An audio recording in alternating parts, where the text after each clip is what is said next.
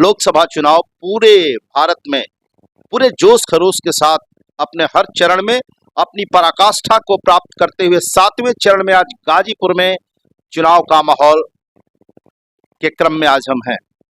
गाजीपुर के लोकसभा चुनाव की बात करें तो गाजीपुर लोकसभा चुनाव में नामांकन की प्रक्रिया समाप्त हो चुकी है।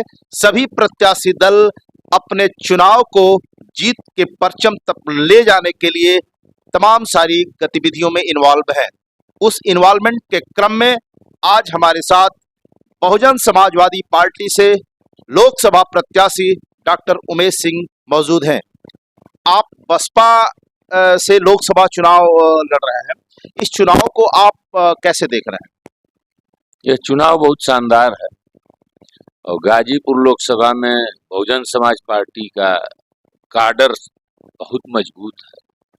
पहले तो मुझे डर लग रहा था, मैंने और पॉलिटिकल पार्टियों को अपने आंदोलन के दरमियान देखा था और दुनिया की सबसे बड़ी पार्टी कही जाने वाली की हकीकत भी मैंने देखा था कि मिस्ड कॉल से आप करोड़ 10 करोड़ सदस्यता बना लें, लेकिन वो वाल स्ट्रीट और दलाल स्ट्रीट की तरह से कागज पे दिखती है और कभी भी उठ सकती है और कभी भी गिर सकती है, जैसा कि आज है गाजीपुर जिले में।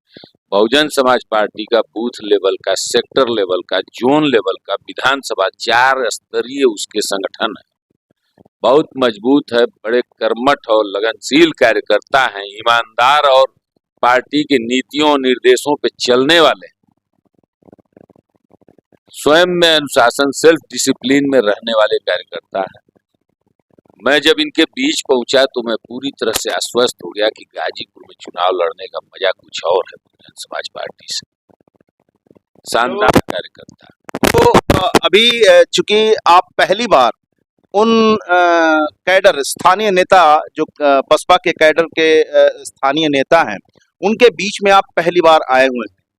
आपकी छवि भी एक बहुत जुझारू के रूप में बसपा कैडर के लिए नहीं रहे हैं, तो कैसे आप सामंजस्य बना रहे हैं और इतनी जल्दी कैसे आपकी रीडिंग हो गई कि they are well furnished and well cooperative माने keeping in view of the माने बूथ लेवल, कैसे आप कहते हैं? देखिए, जो चीजें हैं पहली नजर में दिख जाती हैं। आने के पहले मैंने विधानसभा वाइज 5 विधानसभा के अलग अलग कार्यकर्ताओं के साथ बैठक की। वो बैठक में 5 विधानसभा का करने के बाद ये संतुष्ट हो गया कि ये टीम हम लोग आंदोलन के लोग हैं, कैसे लोगों के साथ सामान्य जैसे बैठा के उनको मैदान में लगा देना है, ये बखूबी जानते हैं।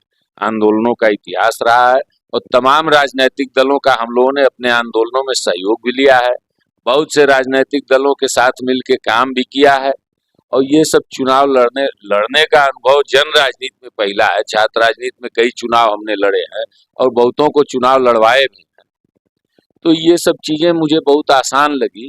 बस ये था कि कार्यकर्ता सेल्फ डिसिप्लिन्ड है, अनुशासन में रहने वाले हैं और निष्ठावान है अपनी नीतियों और पार्टी के प्रति। इतना बहुत है किसी दल को चुनाव लड़ने और लड़वाने की।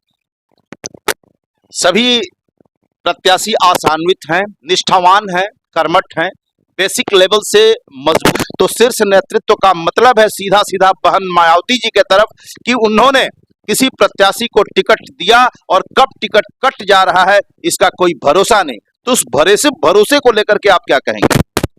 देखिए, ये तो तमाम उन ताकतों का षड्यंत्र है। बहन जी जिसको एक बार टिकट दे देती हैं कभी काटती नहीं। वो अलग बात है कि वो व्यक्ति चुनाव न लड़ रहा हो, किसी परिस्थिति बस चुनाव पा गया, तो ऐसा कोई टिकट मिलता नहीं है किसी को। जो लोग मैदान छोड़ रहे हैं वो शासन और प्रशासन के दबाव में, सरकारें आक्रामक के रूप में तमाम विपक्षी दलों पे भी हावी है। बहुजन समाज पार्टी एक पार्टी है जो न इंडिया एनडीए गठबंधन में गई और अकेले स्वतंत्र रूप से चुनाव लड़ने के लिए मैदान में है। उसके प्रत्याशी भी पूरी तरह से अपने नेतृत्व से संतुष्ट है, हर तरह का सहयोग मिल रहा है, संगठन में एकजुटता है और संगठन बिल्कुल ऊर्जा से ओतप्रोत भरा है। पूर्वोत्तर में सांसद रहे जौनपुर का केस ले लीजिए, शीर्ष नेतृत्व ने उनका टिकट काट कर अंततोगत्वा धनंजय सिंह को भाजपा में शामिल होना पड़ा। तो ऐसे 2-4 और केसेस हुए हैं उत्तर प्रदेश में, क्या कहेंगे इस पे आप? देखिए, ये धनंजय सिंह या श्रीकला जी की मजबूरी हो सकती है। पार्टी शीर्ष नेतृत्व तो टिकट काटने के पक्ष में नहीं था, लेकिन एक कंस्पिरेसी, एक षड्यंत्र जो चल रहा था, उसमें सरकार की जैसे कई जगहों पे इन्होंने लोगों के पर्चे वापस करा दिए, अपने लोगों को भेज के टिकट दिलवा दिए, या दबाव बना करके, जैसे आप गाजीपुर, जौनपुर छोड़ दीजिए, गाजीपुर समाजवादी के पार्टी के प्रत्याशी ने क्या किया, शासन के दबाव में इन्होंने घुटने नहीं टेक दिए। 15 दिन पहले से लड़की लड़ने के लिए मैदान में ले आए, और बेटी को सिंबल क्यों नहीं दिया, आपने सिंबल क्यों ले लिया, ये सवालिया निशान आप कर नहीं सकते हैं। ये शासन के दबाव में हुआ है। सबको पता है कि अफजाल अंसारी चुनाव नहीं लड़ सकते हैं, ये सजा याफ्ता कैदी है, इनकी बहस हो चुकी है, 20 तारीख को सरकार की बहस होगी, उसके बाद फैसला आना है, और ये जीत भी जाएंगे तब भी, जिसे पिछली सदस्यता, वैसे तो इसी चुनाव से पहले ये डिसीजन हो जाना है। और इन्होंने जानबूझ के शासन के दबाव में खुद पर्चा भरा है, नहीं तो ये अपने बिटिया को पर्चा भरवाते। सबको पता है, जिले को पता है कि अफजाल अंसारी चुनाव नहीं लड़ सकते, फिर सिंबल इन्होंने क्यों ले लिया, और बिटिया का निर्दल क्यों करा दिया, क्यों खारिज करा दिया।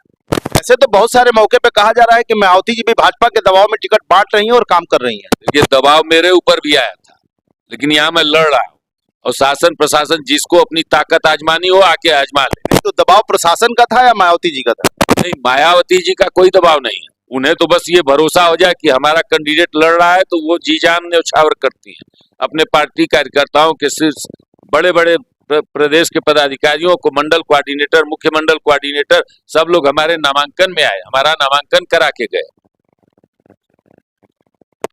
पिछली बार यहाँ से सांसद रहे अफजाल अंसारी जी, अभी आपने जिक्र किया अफजाल अंसारी जी का कि उनको टिकट मिल भी गया है, लेकिन वो क्या होगा कुछ कहा नहीं जा सकता after decision of the court, high court. But actually बात कही जा रही है कि अभी पिछली बार बसपा से सांसद रहे अफजाल अंसारी, जो सपा और बसपा दोनों के टिकट पर उन्होंने चुनाव जीता था, जबकि भाजपा और सपा ये चुनाव का जीत का आंकड़ा देखा जाए, जीत या हार का आंकड़ा देखा जाए, तो बहुत कम आंकड़ों से, यानी 10% वोट से जो है भाजपा हारी थी। तो आपको क्या लगता है, इस बार अकेले आप चुनाव लड़ रहे हैं, कैसे इसको आप देखेंगे?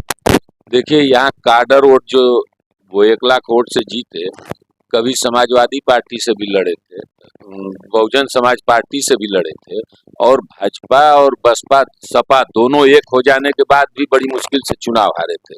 यहाँ जितना यादव मुसलमान मिला करके वोट पोल होता है, उतना बहुजन समाज पार्टी का अपना काडर वोट पोल होता है। 3 लाख से ज्यादा काडर वोट यहाँ पोलिंग वोट है बहुजन समाज पार्टी का, और 5 लाख से ऊपर वोट है। तो आप इस चुनाव में अपने जीत को कैसे देख रहे हैं?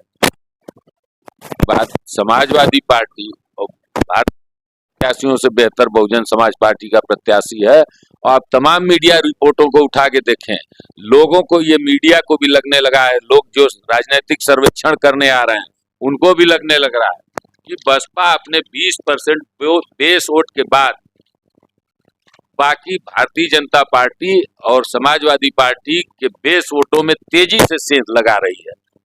हमको यादव भी वोट कर रहे हैं, मुसलमान भी वोट कर रहे हैं, राजपूत, ब्राह्मण, भूमिहार भी वोट कर रहे हैं, पिछड़े, अति पिछड़े, हर वर्ग, हर समाज का व्यक्ति, दोनों चूंकि माफिया के रूप में चर्चित व्यक्ति हैं इस जिले के, और मेरी जो पहचान है, दोनों माने किसका इशारा है, किधर आप? दोनों प्रत्याशी भाजपा के, एक नकल माफिया, एक असल माफिया, एक टीसी मार्कशीट बांटता था 100-100, 200 रुपए लेके, सब लोग अपनी डिग्री याद कर रहे हैं कि किसने किसने तिरछी से ली है, और हिसाब चुकता करने के लिए तैयार है। आप सिखड़ी जाके पता कर लीजिए, मनिहारी ब्लॉक का पता कर लीजिए, ब्लॉक में विरोध है, गांव में विरोध है, क्षेत्र में विरोध है, और आप हमारे सैदपुर क्षेत्र को उठा के देख लीजिए, एक तरफा 20 किलोमीटर रेंज में सर्व धर्म सर्व समाज के लोग हमको वोट कर रहे हैं। बीएचयू से आप भी हैं और बीएचयू से पारसनाथ राय जी भी हैं, तो बड़ी ट्यूनिंग थी उस समय तो आपकी, अभी कैसे ये बदलता हुआ रुख है? ये पारसनाथ राय से मेरी ट्यूनिंग कभी थी ही नहीं। नकल माफिया का इशारा कहाँ है? नकल माफिया, उन्होंने इस तरह के धंधे रोजगार में जब जिले में आया तो ये पता चला कि तिरछी सिखड़ी जो स्कूल है वो इस तरह के सबसे अनावश्यक रूप से प्रैक्टिकल के नाम पे, टीसी के नाम पे, प्रवेश पत्र के नाम पे, सुविधा शुल्क के नाम पे तमाम वसूली हुआ करती थी वहां। ऐसे हजारों की संख्या में मेरे पास लोग हैं अ, वर्तमान में आपकी कैसी तैयारी चल रही है और शीर्ष नेताओं की विजिटिंग कब कब हो रही है? देखिए, मायावती जी गाजीपुर में छठवें चरण के चुनाव समाप्त हो जाने के बाद उनका कार्यक्रम संभवतः 28 तारीख को राजभर नहीं, गाजीपुर में कब विजिटिंग है बहन मायावती जी का या और भी? ये 28 तारीख को हमारा प्रपोजल गया है, वहाँ से एक्सेप्टेंस भी मिल गया है और 28 तारीख को यहाँ सभा होनी है बहन जी की।